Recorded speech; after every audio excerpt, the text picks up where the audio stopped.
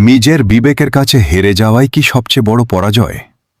জীবনে আমরা অনেক ধরনের হার ও জয়ের মুখোমুখি হই। কখনো প্রতিযোগিতায় হারি, কখনো কোনো সুযোগ হারাই। কিন্তু সবচেয়ে বড় পরাজয় কি বাইরের কোনো হার, নাকি নিজের বিবেকের কাছে হেরে যাওয়া? বিবেক হল মানুষের ভেতরের সেই নীরব কণ্ঠ, যা আমাদের ভালো ও মন্দের পার্থক্য বুঝতে সাহায্য করে। অনেক সময় পৃথিবীর মানুষ আমাদের ভুল দেখতে না পেলেও নিজের বিবেকের কাছে আমরা সত্য লুকাতে পারি না। যখন একজন মানুষ জেনে শুনে অন্যায় করে, মিথ্যা বলে বা নিজের নীতির বিরুদ্ধে কাজ করে, তখন সে হয়তো সাময়িকভাবে লাভবান হয়, কিন্তু ভেতরের শান্তি ও আত্মসম্মান হারিয়ে ফেলে। জীবনে অর্থ, ক্ষমতা বা সাফল্য অর্জন করা গুরুত্বপূর্ণ হতে পারে, কিন্তু নিজের মূল্যবোধ হারিয়ে কোনো অর্জনই সত্যিকারের সুখ দিতে পারে না।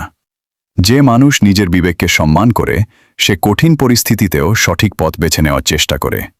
কারণ সে জানে, নিজের কাছে সৎ থাকাই সবচেয়ে বড় শক্তি। ভুল করা মানুষের স্বাভাবিক বিষয়, কিন্তু ভুল বুঝে তা সংশোধন করার সাহসী একজন মানুষকে আরও ভালো করে তোলে। মনে রাখবেন, পৃথিবীর কাছে নিজেকে সফল প্রমাণ করা সহজ হতে পারে, কিন্তু নিজের বিবেকের কাছে পরিষ্কার থাকা সবচেয়ে বড় অর্জন। কারণ নিজের বিবেকের শান্তি এমন একটি সম্পদ, যা কোনো অর্থ বা ক্ষমতা দিয়ে কেনা যায় না।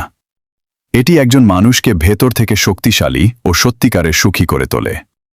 তাই জীবনে এমন সিদ্ধান্ত নিন, যা শুধু অন্যের চোখে নয়, নিজের মনেও আপনাকে সম্মানিত করে। কারণ নিজের বিবেকের শান্তিই মানুষের সবচেয়ে বড় জয়। আপনার কি মনে হয়, নিজের বিবেকের কাছে হেরে যাওয়াই কি জীবনের সবচেয়ে বড় পরাজয়? আপনার মতামত কমেন্টে জানান।